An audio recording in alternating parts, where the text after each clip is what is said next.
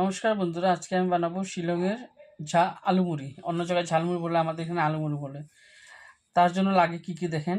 মুড়ি নিয়ে নিয়েছি, পেঁয়াজ কুচানো নিয়ে নিচ্ছি, আলু সিদ্ধ করে কেটে রেখেছি, এটা নিয়ে নিচ্ছি, ধনিয়া পাতা নিয়ে নিচ্ছি, কাঁচা লঙ্কা দুটো কুচি করে কেটে নিয়েছি, একসঙ্গে দিয়ে দিচ্ছি। আর লাগবে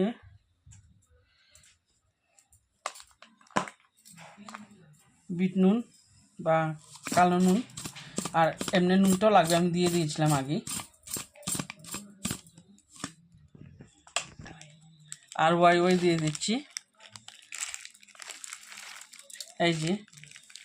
এই দেখেন, এগুলো প্যাকেট, বড় পাওয়া যায়, ছোটও পাওয়া যায়, এগুলো দিয়ে দেব।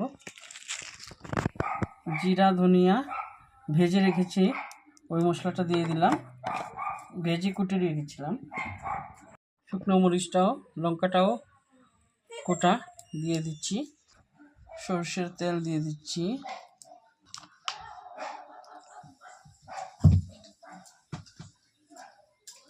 আর লেবুটা দিয়ে দিচ্ছি।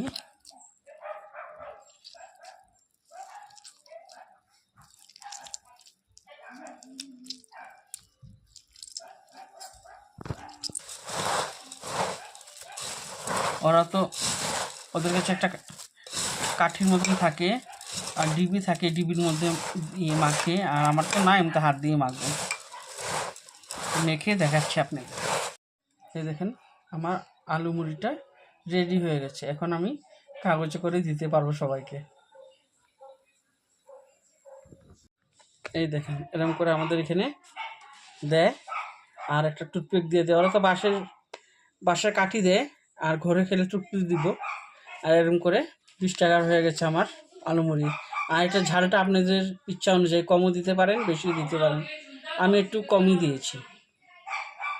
আর দেখার জন্য অসংখ্য ধন্যবাদ। ভালো লাগলে অবশ্যই একবার ট্রাই করবেন, আর আশা করি ভালোই লাগবে।